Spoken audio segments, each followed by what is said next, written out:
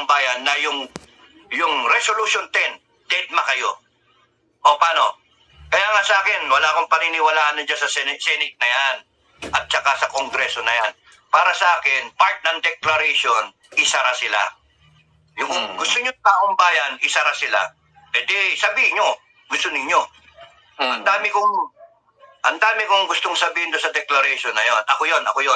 No? Nasabi ko na isara yung Senate, yung Congress, palitan silang lahat, mag-appoint tayo, taong bayan ng palibago, eto tayo. Ito yung constitution natin. Pinapalitan nilang pilit yung constitution. Inaayos nila, gusto nilang i-amend. Eh, gago pala kayo. O kami nagsalita.